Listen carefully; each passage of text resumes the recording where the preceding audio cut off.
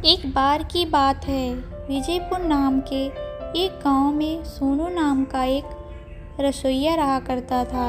उसके हाथ के पकवान बड़े ही स्वादिष्ट होते थे। गांव में कोई भी अवसर होने पर सारे गांव वाले उसे ही बुलाते थे। गांव के बाहरी ओर एक नीम के पेड़ पर दो भूतनी रहा करती थी। वो नीम का पेड़ एक पहाड़ के पास था।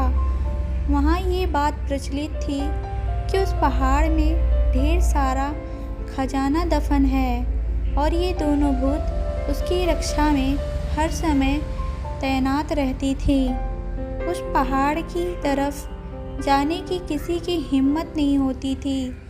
सोनू के हाथ के पकवान के बारे में उन भूतों ने भी सुना था और खाना भी चाहती थी, लेकिन वो सोचती थी कि हम पहाड़ को छोड़कर कैसे जाएं। एक दिन कार्तिक माह में कुछ लोग पिकनिक जाने का प्लान बनाया और गांव वाले को भी राजी कर लिया। लोग इकट्ठा हो जा रहे थे तो भूतों का भी डर नहीं था और सोनू को खाना बनाने को साथ लिया। सोनू के पकवान की खुशबू भूतों तक गई। खुशबू से ही उन्हें पता लगा कि पकवान बड़े ही स्वादिष्ट होंगे। वे तुरंत वहां पहुंच गईं, जहां सोनू खाना बना रहा था। जब सब लोग अपने अपने कार्यों में व्यस्त थे तो दोनों भूतों ने अलग अलग पकवान उठाए और एक पेड़ पर जाकर बैठ गईं और खाने लगीं। अब तो उनका दिल रोज ऐसे पकवान को खाने को होने लगा। एक दिन रात को एक जादुई छड़ी लेकर दोनों भूत सोनू के घर गई और सोनू को उठा दिया। डरा हुआ सोनू बोला, मुझे मत मारना। भूतों ने कहा, डरो मत, हम तुम्हें नुकसान नहीं पहुंचाएंगे। तुम्हारे हाथ का खाना खाना चाहती हैं। किसी भी शादी में जाओ, वो खाना हमें भी भेज दो और बदले में हम तुम्हें पहाड़ में छुपे खजाने का रहस्य बताएंगे। सोनू आश्चर्य में हो गया और बोला, खजाने का रहस्य तुम्हें कैसे पता?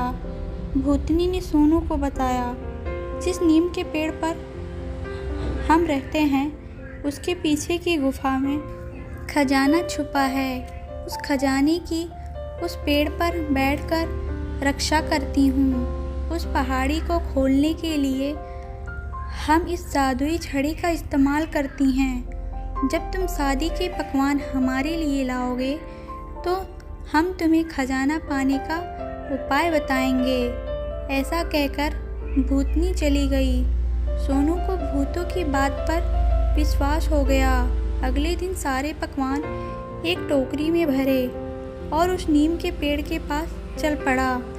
भूत ये देखकर खुश हुए कि सोनू को हमारे बात पर इतना विश्वास हुआ और उसने बोली, ये जादुई छड़ी लो और उस पहाड़ के पास जाओ और कहो, दरवाज़ा खुल जा।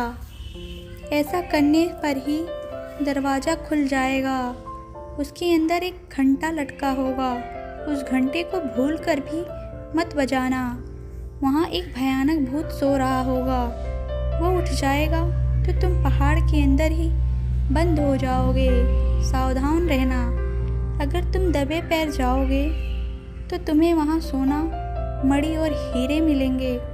ज़्यादा लालच नहीं करना, भूत तुम्हें कहीं पकड़ ना ले। इस बात का तुम ख्याल रखना। सोनू पहले तो डर गया, फिर उनकी सलाह सुनने के बाद वो छड़ी ली और पहाड़ के पास गया। उसने कहा, दरवाज़ा खोलो। पहाड़ के दरवाज़ा खुल जाता है। जब सोनू ने अंदर देखा तो ठीक उसे वैसा ही घंटा मिला जैसा भूतनी ने बताया था और एक भूत सो भी रहा था। उसने आगे बढ़ा, उसे सोना और कुछ कीमती मणि मिली।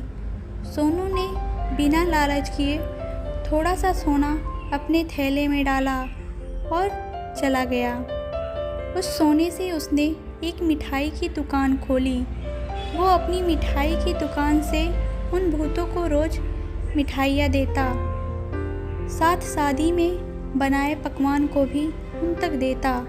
एक दिन उसका पड़ोसी जादुई छड़ी चुरा लेता है। सोनू को उस छड़ी के खोने जाने का बिल्कुल भी पता नहीं था।